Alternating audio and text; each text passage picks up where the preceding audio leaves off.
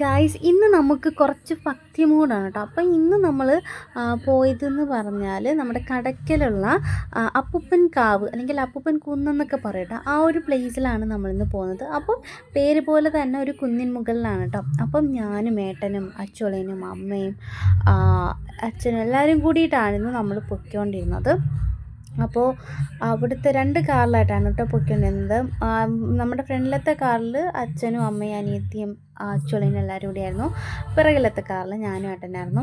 അപ്പോൾ നമ്മൾ അവിടുത്തെ വ്യൂ പോയിൻറ്റ് ഞാൻ കാണിച്ചു തരാം. നല്ല അടിപൊളി വ്യൂ പോയിൻറ്റും കാര്യങ്ങളൊക്കെയാണ് കേട്ടോ.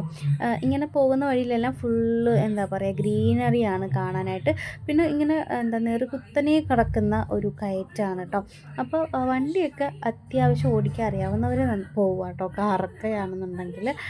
ബിക്കോസ് നല്ല റിസ്കി ഏരിയ ആണ്, ഇങ്ങനെ കുത്തനെ കിടക്കുന്നുണ്ട്, അത്യാവശ്യം റിസ്കി ഏരിയ ആണ്.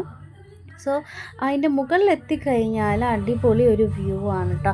ഈ പൊന്മുടിയുടെയൊക്കെ മുകളിൽ പോകുമ്പോൾ കോടമഞ്ഞ് കാര്യങ്ങളൊക്കെ വരില്ല, ആ ഒരു ലെവൽ ഓഫ് സെറ്റപ്പായിരുന്നു. അങ്ങനെ നമ്മൾ ഫൈനലി അമ്പലത്തിൽ എത്തിയിട്ടുണ്ടായിരുന്നു. ഇതായിരുന്നു നമ്മുടെ അമ്പലം എന്ന് പറയുന്നത്.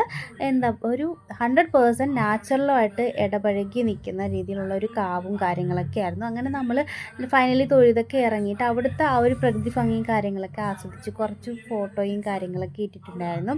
പിന്നെ നമുക്ക് അവിടുന്ന് കുറച്ച് കുറിയും കാര്യങ്ങളൊക്കെ കിട്ടി. അതൊക്കെ ഇട്ട് അതിന് ശേഷം അഗെയിൻ പോയി അവിടുത്തെ കുറച്ച് ഗ്രീനറി ഞാൻ എടുത്തിട്ടുണ്ട്, കാണിച്ചു തരാം. ഇതുപോലെ അടിപൊളി വ്യൂവും കാര്യങ്ങളൊക്കെയാണ് കേട്ടോ. അപ്പോൾ പറ്റുമെന്നുണ്ടെങ്കിൽ നിങ്ങൾ ഈ ഒരു ഇത്തരത്തിലുള്ള ലൊക്കേഷനൊക്കെ ഒന്ന് വിസിറ്റ് ചെയ്യാൻ നോക്കുക കേട്ടോ. നമുക്ക് ഈ ഭക്തി മൂഡ് മാത്രമല്ല, നമുക്ക് ഭയങ്കര പീസായിട്ടുള്ള ഒരു അറ്റ്മോസ്ഫിയറാണ് പൊതുവേ കാവുകൾ. സോ വിസിറ്റ് ചെയ്യുക. ബൈ.